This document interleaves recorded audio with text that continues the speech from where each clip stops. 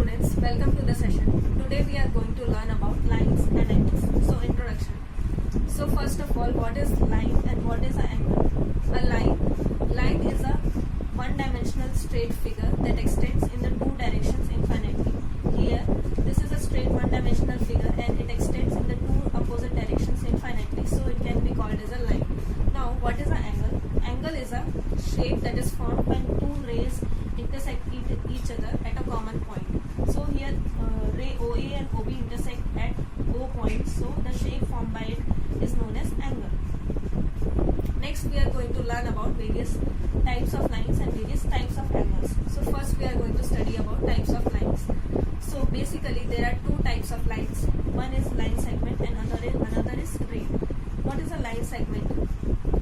A line segment is a part of line only that has two fixed points and it has a fixed length. So here that is AB is a line segment because it is part of line only and it has two fixed points, that is A and B, and it has a fixed length AB.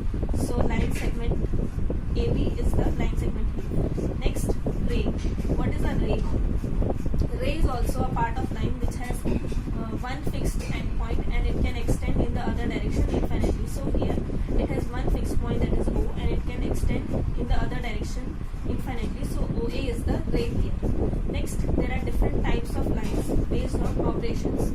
These are perpendicular lines, parallel lines, and transversal lines. So first we are going to study about perpendicular lines. When any two lines intersect each other at 90 degrees, they can be called as perpendicular lines.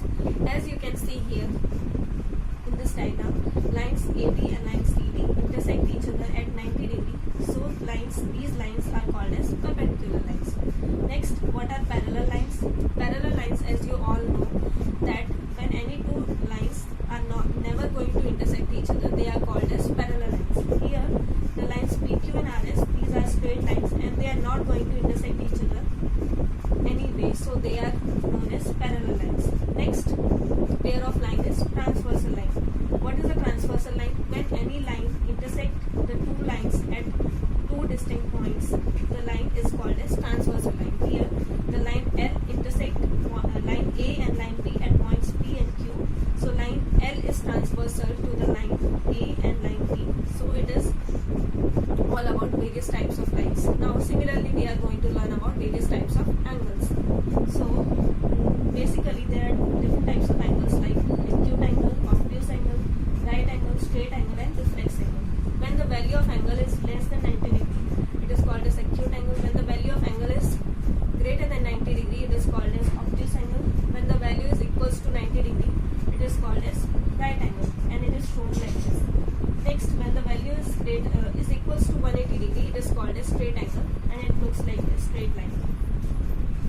Last is reflex angle. When the value is greater than 180 degrees, it is called as reflex angle. Here, this exterior angle is greater than 180 degrees, so it is a reflex angle. Now, there are also different types of angles based on relation between the two angles. These are complementary angles, supplementary angles, and adjacent angles. So first, we are going to learn about complementary angles. When the summation of two angles is equals to 90 degrees, we can call it as complementary angles. So here you can see that one angle is given as 30 degrees and second angle is given as 60 degrees. So its summation is 30 plus 60 degrees is going to be 90 degrees. So it is a complementary angle. Similarly, supplementary angles. What are supplementary angles? When the summation of two angles is equals to 180 degrees, it is called as supplementary angles. Here, for example, you can see one angle is given as 100 degrees, another angle is given as 80 degrees. So its summation is 100 plus 80 degrees is going to be 180 degrees. So it is a supplementary angle. You can be asked in example that any two angles are given and whether they are supplementary or not, or whether they are complementary or not. Okay, so last we are going to study about adjacent angles. For any two angles to be adjacent, three properties are to be fulfilled. One is they should have a common vertex, second they should have a common arm, and last is they should have a non-common arm on either side.